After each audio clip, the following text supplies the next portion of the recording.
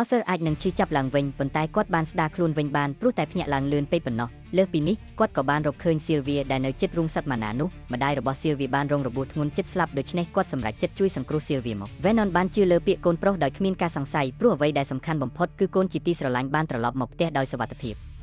ហើយគាត់ក៏ចង់ដឹងថាតើកម្លាំងរបស់ Arthur ឡើងដល់កម្រិតណាហើយប៉ុន្តែប្រពន្ធបានប្រាប់ថាកូនទើបតែត្រឡប់មកគុំធ្វើអ្វីមិនសមរម្យលើកូននៅពេលនេះ Vernon ប្រាប់ថាពេលនេះគាត់កំពុងបណ្ដុះបណ្ដាលក្នុងការដេញថ្លៃផ្ទះលក់មួយនៅក្នុងទីក្រុង Arthur ក៏ភ្ញាក់ផ្អើលព្រោះមិនត្រឹមតែពិធីអាពាហ៍ពិពាហ៍របស់ឪពុកម្ដាយប្រព្រឹត្តទៅល្អទេប៉ុន្តែការងាររបស់គាត់ក៏រីកចម្រើនល្អផងដែរហើយ Vernon ក៏និយាយថាកាលពីឆ្នាំមុនម៉ាណារបស់គាត់មានពណ៌ទឹកក្រូចចង្និតគួរឲ្យដឹងថាពណ៌កម្លាំងត្រូវបានបែងចែកជាខ្មៅក្រហមទឹកក្រូចលឿងនិងសហើយរាល់ពណ៌មាន3កម្រិតគឺងឹតស្តង់ដារនិងភ្លឺ Vernon ចង់ដឹងថាកម្លាំងកូនប្រុសបានដល់ពណ៌អ្វីហើយពេល Arthur និយាយថាគាត់បានដល់ក្រហមភ្លឺឪពុកក៏ភ្ញាក់ផ្អើលខ្លាំងព្រោះវាចិត្តតាមតាន់ខ្លួនហើយខណៈ Alice សប្បាយចិត្តព្រោះនាងដឹងថាកូនគឺជាអ្នកមានទេពកោសល្យភ្លាមមានបរិសម្នាក់ចូលមកផ្ទះដើម្បីសួរថា Arthur ត្រឡប់មកពិតឬអត់គាត់គឺ Vincent Hellsteer ម្ចាស់ផ្ទះលក់ដេញថ្លៃ Hellsteer និងជាថៅកែរបស់ Vernon Arthur បង្ហាញចំណេះដឹងយ៉ាងល្អធ្វើឲ្យ Vincent និងប្រពន្ធគាត់ Tabitha មានការចាប់អារម្មណ៍ខ្លាំងហើយកូនស្រីពួកគេឈ្មោះ Lilia ត្រូវបានណែនាំឲ្យស្គាល់ Arthur ដើម្បីឲ្យទាំងពីរស្និទ្ធស្នាលគ្នា Arthur ក៏សង្ឃឹមដូចគ្នាប៉ុន្តែ Lilia វិញត្រូវតាក់ទាញដោយ Sylvie ទៅវិញ Hellsteer ជាម្ចាស់វីឡានេះហើយអនុញ្ញាតឲ្យគ្រួសាររបស់ Arthur ស្នាក់នៅ Vincent ចង់ដឹងថាកម្លាំង Arthur ពិតជាក្រហមឬមែនឬទេ Alice និយាយថានាងមិនប្រាកដប៉ុន្តែ Arthur រៀនលឿនខ្លាំងហើយអាចគ្រប់គ្រងម៉ាណាបានតាំងពីអាយុ3ឆ្នាំខណៈ Vernon ប្រាប់ថាសូម្បីតែអ្នកមានទេពកោសល្យនៅសាលា Sirius ក៏អាចឈានដល់ក្រហមងឹតត្រឹមអាយុ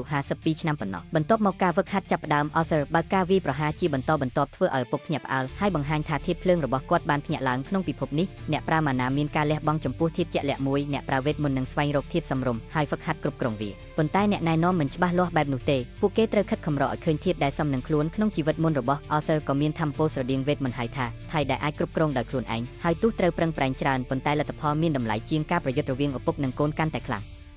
Arthur ចាប់ផ្ដើមប្រើវេទមន្តកម្រិតខ្ពស់ធ្វើឲ្យ Vernon ដឹងថានេះមិនមែនធម្មតាទឹកក្នុងខ្យល់ព្យុះចាប់ផ្ដើមផ្លាស់ទីទៅរកគាត់ Vincent មានអារម្មណ៍ថាអ្វីហួសការរំពឹងទុកនៅវិនាទីចុងក្រោយ Vernon ដកថយពីការវាយប្រហារហើយសរសើរកូនប្រុសថាអាចគ្រប់គ្រងកម្លាំងបានយ៉ាងល្អហើយគ្រប់គ្នាក៏ត្រូវទទួលស្គាល់ថា Arthur ជាអ្នកមានទេពកោសល្យពិតប្រាកដពេលគ្រួសារទាំងពីរមកជួបជុំគ្នា Vincent រំភើបហើយសួរ Vernon ថាតើគាត់មើលឃើញអនាគតភ្លឺស្វាងរបស់កូនឬអត់ហើយស្នើឲ្យបញ្ជូន Arthur ចូលសាលា Sirius ដែលជាសាលាវេទមន្តដ៏ល្បីបំផុតមិនត្រឹមតែក្នុងប្រទេសប៉ុណ្ណោះទេប៉ុន្តែគឺទូទាំងពិភពលោក Tabitha ក៏បានណែនាំឲ្យស្ដាប់ Vincent ដែលព្រោះពួកគេនឹងជួយបង់ថ្លៃសិក្សាទាំងអស់ទៀតផងតែ Lice មិនជឿថាពួកគេនឹងស្នើបែបនេះទាំងដែលពួកគេបានជួយគ្រួសាររបស់នាងច្រើនរួចមកហើយនាងក៏ព្រួយថាសាលានឹងនិយាយយ៉ាងដូចម្ដេចព្រោះ Arthur មានអាយុត្រឹមតែ8ឆ្នាំប៉ុណ្ណោះ Vincent ប្រាប់ថាវាមិនមែនជាបញ្ហាព្រោះគាត់ស្គាល់នាយកសាលាតែ Arthur បានកាត់ពាក្យពិភាក្សាដោយនិយាយថានេះជាអនាគតរបស់គាត់ដូច្នេះគាត់មានសិទ្ធិនិយាយគាត់ទើបតែត្រឡប់មកជួបគ្រួសារវិញបន្ទាប់ពីបែកចេញយូរហើយមិនចង់ចាក់ចេញភ្លាមទេ Vincent យល់ព្រមហើយក៏សុំទោសក្រោយត្រឡប់ទៅបន្ទប់វិញ Lilia ប្រាប់ Arthur ថាបើគាត់បន្តដើរបែបនេះគាត់នឹងវង្វេងមិនខាននាងប្រាប់ឲ្យតាមនាងទៅហើយអ្នកទាំងពីរបានទៅកន្លែងដែលអ្នកបម្រើកំពុងធ្វើការ Arthur ភ្ញាក់ផ្អើលព្រោះ Lilia មើលទៅដូចជាបើកចិត្តខ្លាំងខុសពីពេលដែលនៅមុខឪពុកម្ដាយដែលនាងគួរសមជាខ្លាំងអ្នកបម្រើមួយប្រាប់ថា Lilia តែងមកទីនេះពេលនាងតានតឹងពិតប្រាកដហើយឪពុកម្ដាយនាងរំពឹងខ្ពស់ណាស់ថានាងនឹងភ្ញាក់កម្លាំងបានក្មេងស្រីតូចម្នាក់ត្រូវទទួលបន្ទុកធ្ងន់លើស្មាខណៈ Alice នៅតែមិនជឿថាកូនបានត្រឡប់មកពិតហើយឪពុកក៏និយាយថាគាត់សប្បាយចិត្តដែលកូននៅតែសុភាពរាបសារសប្បុរសនិងផ្អែមល្ហែមដូចមុនចំពោះ Zenon គាត់ជឿថា Arthur នឹងក្លាយជាអ្នកប្រើវេទមន្តកំពូលម្នាក់ប៉ុន្តែនោះសម្រាប់អនាគតហើយគាត់ក៏ពន្យល់ថាអ្វីដែល Vincent និយាយគ្រាន់តែចង់ឲ្យកូនមានអ្វីល្អបំផុតដូច្នេះកុំខឹងគាត់អី